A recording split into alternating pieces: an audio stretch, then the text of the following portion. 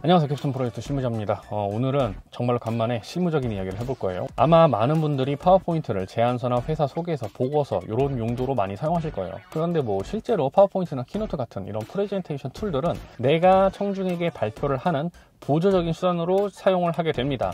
하지만 앞서 말씀드린 제안서나 회사 소개서, 보고서 이런 것들은 내가 발표를 하기 위해 만든 자료가 아니라 그 자료 자체가 하나의 발표 자료가 되는 거예요. 이 말은 달리 말하면 어떤 거냐 하면은 우리가 프레젠테이션을 할 때, 그러니까 앞에 나가서 발표나 이런 것들을 할 때 사용되는 파워포인트는 보는 자료입니다. 보는 자료.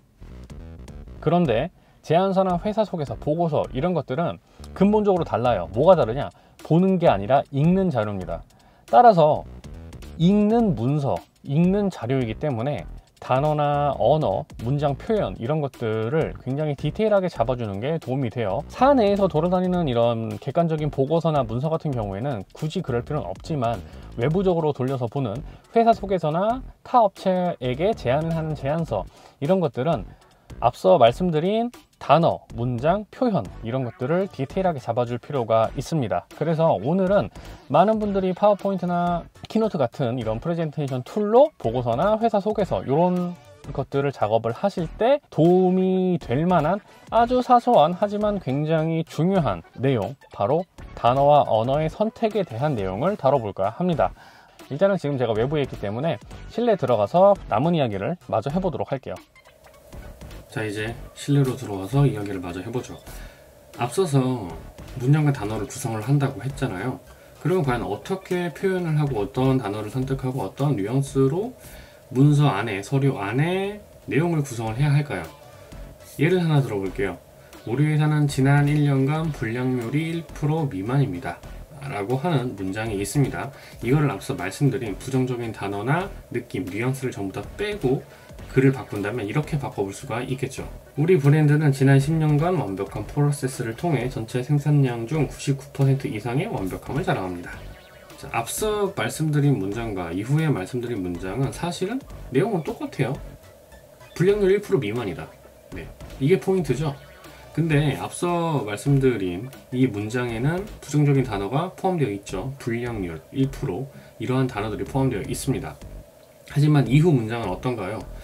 회사라는 단어 대신에 조금 더 있어 보이는 브랜드라는 단어를 선택을 했고요. 그리고 1% 대신에 그와 반대되는 99% 조금 더 꽉 차 보이고 완벽한 숫자를 표현을 했고, 그리고 그 이후에 불량률이라는 대신에 99%의 완벽함이라는 단어로 포장을 했습니다.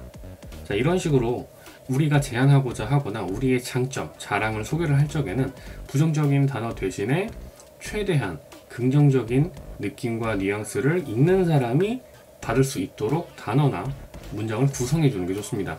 물론 이 과정에서 문장이 조금 더 길어질 수가 있어요. 이거를 조금 더 함축하는 것은 각 개인의 기술인 거고, 조금 길어지더라도 그 각 포인트마다 볼드체를 섞는다거나 하는 방식으로 표현을 해준다면 사실은 크게 문제가 되지 않습니다. 그리고 이때 중요한 포인트가 하나가 더 있어요. 단어가 길고 문장이 길게 되면 사실 PPT나 아니면 이런 문서를 읽는 사람들은 제대로 눈에 들어오지 않기 때문에 시각적인 효과를 세게 빡 하고 주는 게 좋아요. 그게 시각화 자료, 인포그래픽이나 아니면은 뭐 플로우 차트 혹은 뭐 그래프 이런 것들을 적극적으로 활용을 하는 게 굉장히 좋습니다. 그러면은 이와 반대로 부정적인 단어, 부정적인 뉘앙스를 써야 하는 상황은 과연 있을까요? 예, 있습니다. 이번에도 한번 다른 문장을 써서 살펴보도록 할게요. 현 시장에 우리의 서비스는 경쟁력을 가지고 있습니다 라는 문장이 있습니다. 이거를 부정적인 단어를 섞어서 우리의 브랜드, 우리의 서비스를 조금 더 돋보이게 하려면 이런 식으로 바꿔주면 되겠죠. 현 시장에서 우리의 경쟁사들은 소비자들의 니즈를 충족시키지 못합니다. 하지만 우리의 서비스는 고객을 만족시킬 수 있는 차별화된 서비스를 제공합니다. 이 문장도 마찬가지로 결과랑 같아요. 그냥 우리 서비스는 차별화된 서비스를 제공해서 좋다, 뭐 이거죠.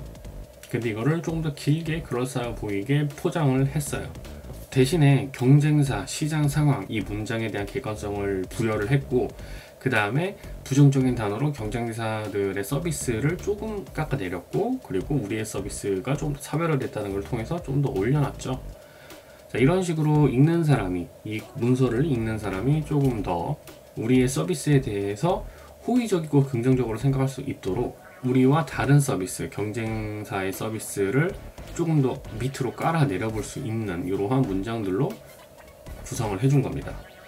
마찬가지로 이것도 문장이 굉장히 장황하기 때문에 인포그래픽, 플로우 차트, 도표, 그래프 등등등 여러 가지를 통해서 이런 부분들을 훨씬 잘 표현할 수가 있으니까요. 이 점은 참고를 하시면 좋을 것 같아요. 지금까지 캡스톤 프로젝트 실무자가 알려주는 PPT에서 정말 중요하지만 많은 사람들이 간과하고 있는 문장, 단어, 뉘앙스의 선택에 대해서 알아보았습니다. 이게 진짜 많은 분들이 굉장히 간과하고 있는 부분이고, 이런 디테일한 요소들 하나하나를 잡아줄 때 비로소 굉장히 완성도 높은 문서가 작성이 될 수가 있어요. 그리고 실제로 내가 이 제안서라든가 회사 소개서를 상대방에게 전달할 때 그 목적을 오롯이 이룰 수가 있게 되는 거고요. 오늘의 영상은 여기까지고요. 지금까지, 그리고 앞으로도 저는 캡스톤 프로젝트 실무자입니다. 감사합니다.